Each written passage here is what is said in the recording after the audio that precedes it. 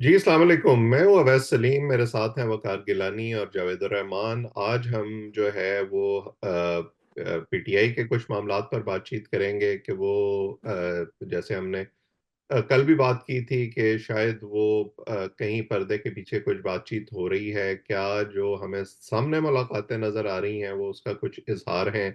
इमरान खान साहब जेल के अंदर से क्या पैगामात दे रहे हैं और क्या वो और उनकी जमात की जो कार्रवाइयां हैं वो आपस में कोई तालमेल खाती हैं या नहीं। और फिर थोड़ी सी बात आज पीपल्स पार्टी पे करेंगे कि जैसे कि हमने कल बात की थी कि वो बज़ाहिर तो जो है वो इस हुकूमत का चेहरा मुस्लिम लीग नून है, सारी अच्छाई बुराई उनके खाते में जाती है। पीपल्स पार्टी एक तरफ बैठी हुई तमाशा देख रही है, लेकिन वो हुकूमत के अंदर शेयर जो है वो जरूर चाहते हैं और अपनी मर्जी का चाहते हैं। बड़ी हद तक तो वो ले भी चुके हैं। बहरहाल, शुरू करते हैं। गिलानी साहब, मैं शुरू करना चाहता हूँ पीटीआई से।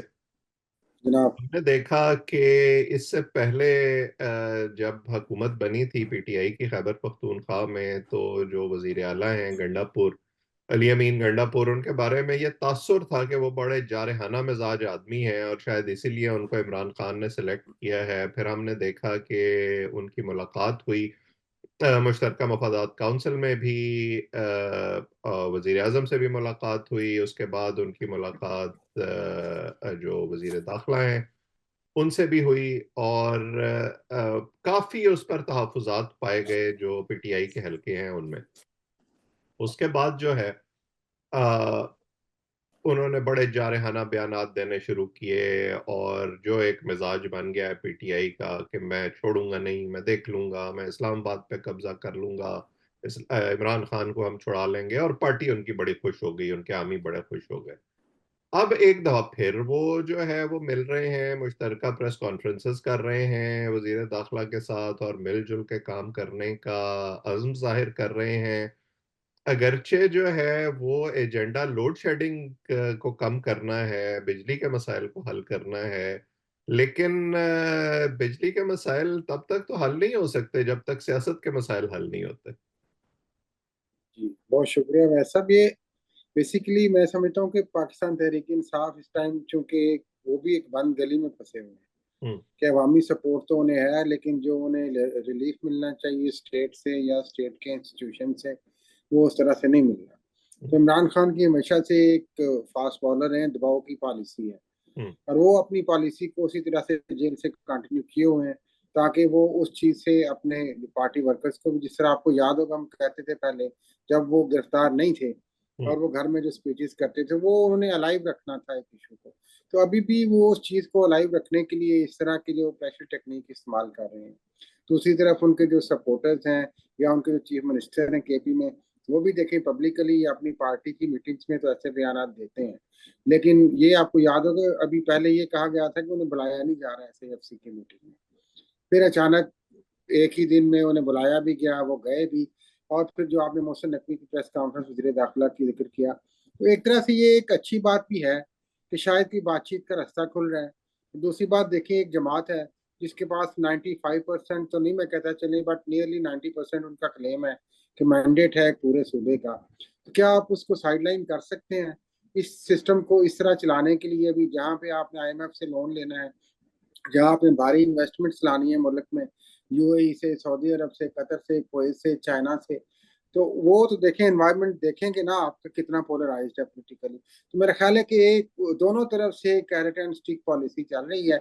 वो भी डरा रहे हैं और वो भी उधर से बुला रहे हैं ताकि कहीं पे कोई बातचीत का रास्ता खुल सके। और हो सकता है कि आने वाले दिनों में खुले, लेकिन अभी तक इमरान खान साहब की जो रिलीफ है वो उनके बयानात की वजह से अभी बहुत कम नजर आ रहा है। हम्म। अब उसमें कम्युनिकेशन क्या हो रही है, क्योंकि वो आने से पहले इस प्रेस कॉन्फ्रेंस के जो उन्होंने अली मीन गंडापुर से की, वो जेल भी गए थे, पटियाला जेल में इमरान खान से मिले थे और उन्होंने एतमाद में लिया था इमरान खान को इस हवाले से। और फिर आके उन्होंने जो बात की उसमें भी एक क्वेश्चन हुए थे ऐसे कि पार्टी पॉलिसी के खिलाफ, तो उन्होंने कहा था जाहिर है हम एक सूबे का मैंडेट रखते हैं, तो सूबे के मसाइल के हल के लिए जो बात हम कर सकते हैं हुकूमत से वो करेंगे और करनी चाहिए। वो अलग बात है, मोहसिन नकवी थोड़े से उसमें उदास उदास लग रहे थे प्रेस कॉन्फ्रेंस में, लेकिन ओवरऑल अगर बातचीत का कोई दरवाजा इस तरीके से भी खुल रहा है, देखिए एक पोटेंशियल पूरी गवर्नमेंट है, उसको आपने पूरी फेडरेशन के साथ लेके चलना है, और वो कोई मखलूत गवर्नमेंट नहीं है, उनके पास वास्ट मेजॉरिटी है वहां पे, और फिर एक रेजिस्टेंस है, और फिर उनका लीडर जेल में है। तो वो दोनों तरफ से वो भी प्रेशर इस्तेमाल करेंगे, स्टेट भी प्रेशर इस्तेमाल करेगी कि एक विन विन सिचुएशन जो है वो क्रिएट करने की कोशिश की जाए, जिसकी अभी तक कोई उम्मीद नजर नहीं आती, बदकिस्मती से। हम्म। जावेद साहब ये इशारा दे रहे हैं गिलानी साहब के वो जो नवाज शरीफ साहब और शहबाज शरीफ साहब बज़ाहिर मिल के खेलते हैं ना, गुड कॉप बैड कॉप, इस गेम में पीटीआई में वो बैड कॉप का किरदार इमरान खान साहब अदा कर रहे हैं और गुड कॉप जो है वो उनके पार्टी के बाकी लीडर हैं। क्या यही वजह है कि इमरान खान साहब ने जो एक मुसलसल टोन अपनाई हुई है? कुछ अर्सा पहले हमने देखा कि उन्होंने एक बड़ा जो धांसू किस्म का आर्टिकल है वो लिखा एक गैर मुल्की जरीदे में। उसके बाद उन्होंने सहाफियों के जरिए जो है वो बाकायदा जो मौजूदा आर्मी चीफ हैं जनरल आसिम मुनीर, उनका नाम लिया कि वो मुझे टारगेट कर रहे हैं और मैं उनको छोड़ूंगा नहीं।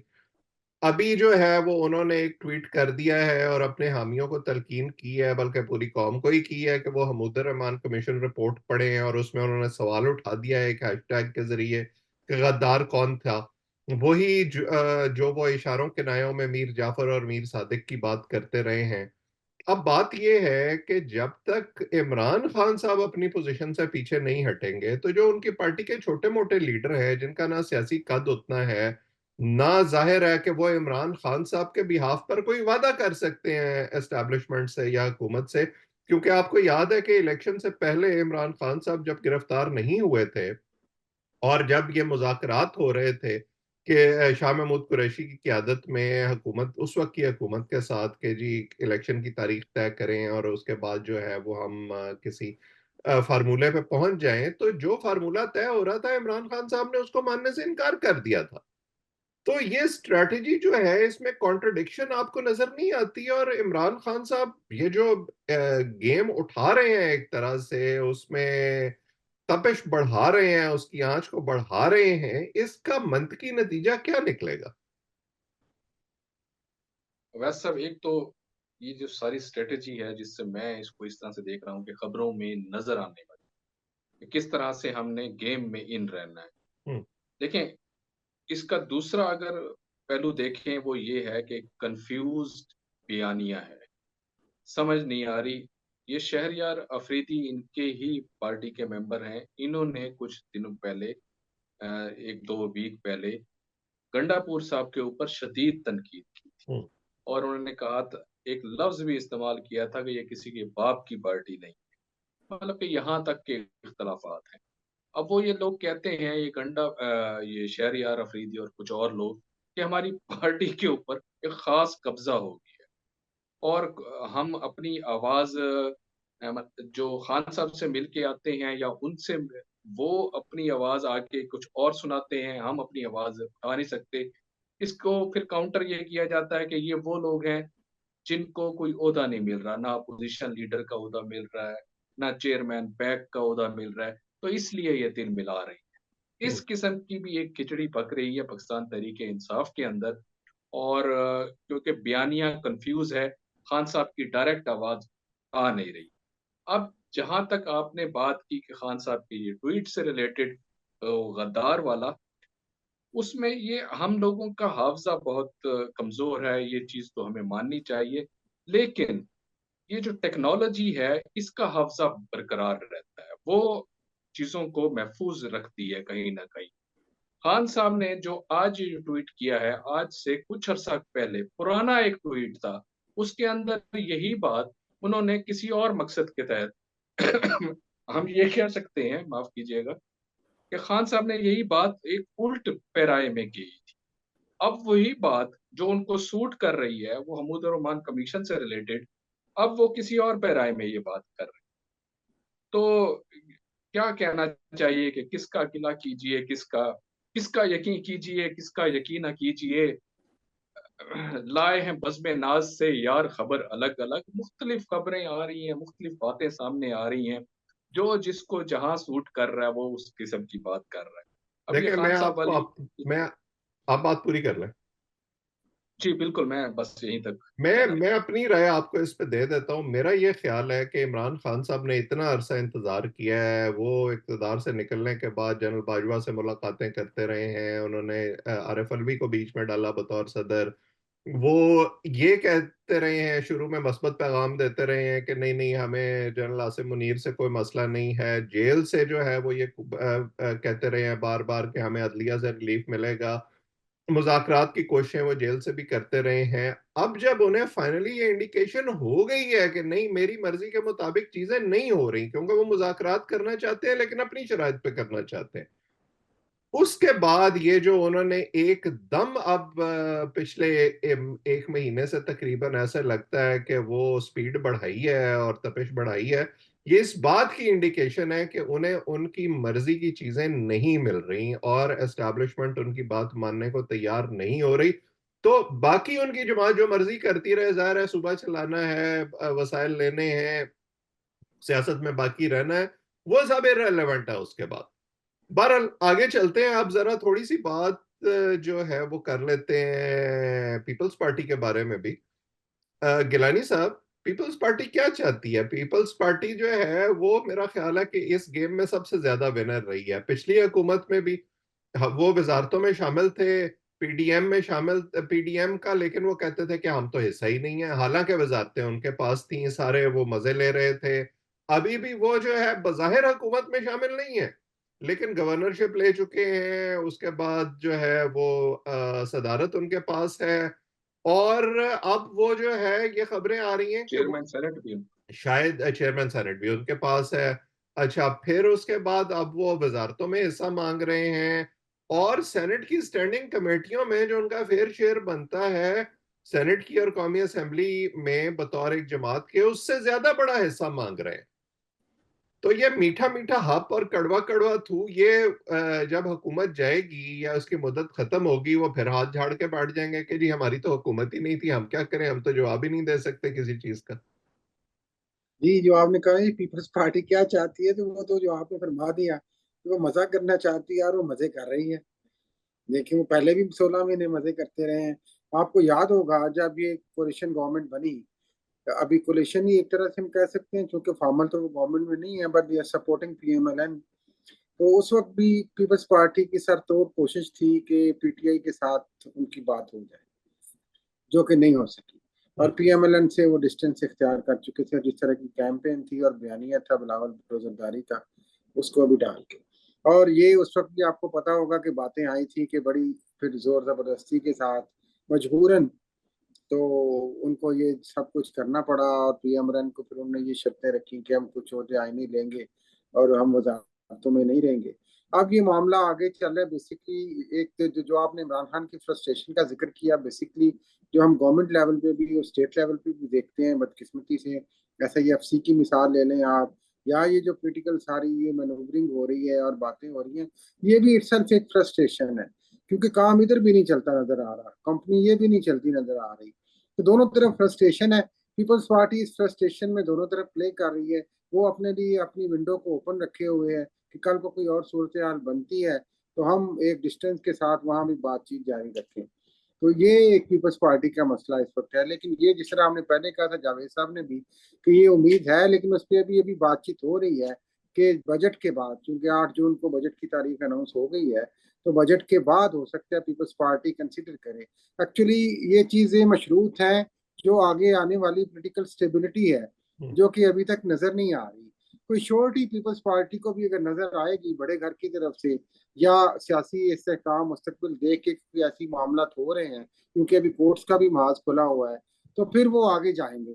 अदरवाइज वो इसी तरह इस गवर्नमेंट को साथ साथ चलाएंगे जब तक कि ये गवर्नमेंट खुद अपने बोझ से गिर नहीं जाती।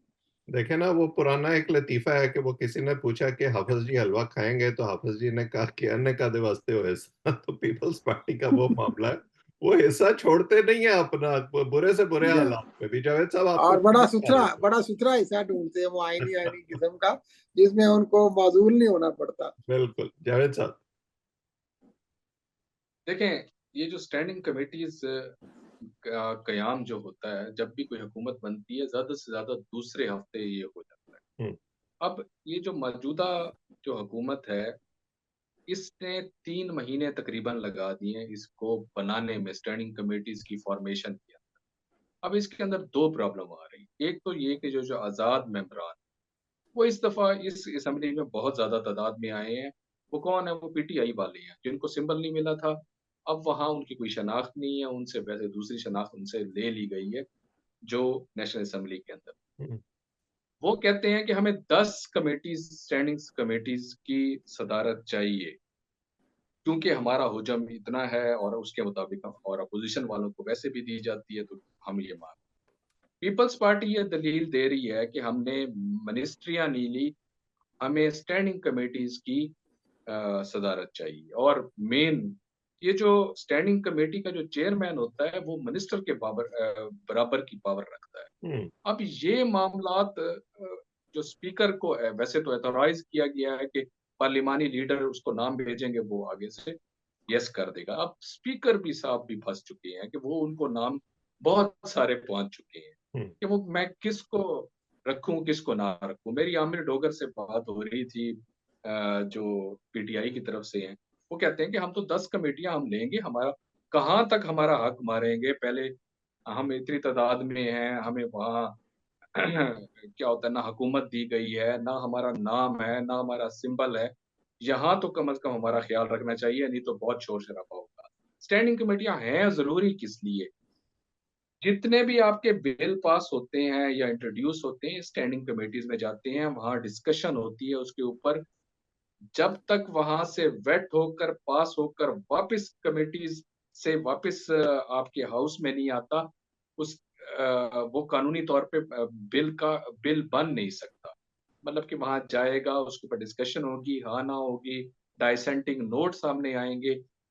जब दोबारा हाउस में आएगा, फिर बहस होगी, फिर काउंटिंग होगी कि उसके हक में कौन है, हक में कितने नहीं हैं। तो ये एक पूरा प्रोसेस है, इस प्रोसेस से गुज़रना बहुत ज़रूरी होता है, लेकिन 3 महीने हो गए हैं अभी तक आपकी कमेटियाँ नहीं बनी और जो कमेटियाँ बनने जा रही हैं, उसके अंदर इतना बड़ा रोला आ गया है कि पीपल्स पार्टी कहती है हमें शेयर दो, एमक्यूएम कहती है हमें शेयर दो, आज़ाद अरकान जो हैं, ये जो पीटीआई वाले हैं, वो कहते हैं कि हमें 10 कमेटियाँ और मेन कमेटियों की चेयरमैनशिप दी जाए। तो बड़ा मामला जो है गंभीर हो चुका है। चलें देखते हैं कि अब इस खींचातानी में से क्या निकलता है और मेरा ख्याल है कि उनको उनकी मर्जी का हिस्सा देना पड़ेगा जैसे पहले देना पड़ा है पहले फेज में, वरना वो भी जो है वो वही राग गाते फिरेंगे जो इस वक्त मौलाना फजलुर रहमान गा रहे हैं। बहरहाल इन तमाम चीज़ों पर हम नजर रखेंगे और आपके सामने लाते रहेंगे। आप इस चैनल को सब्सक्राइब करें ताकि हमारी बातचीत आइंदा भी आप तक पहुंचे। कमेंट सेक्शन में अपनी राय से भी जरूर आगाह किया करें। मेरे दोनों दोस्तों का और जो लोग हमें देख रहे हैं, सबका बहुत बहुत शुक्रिया।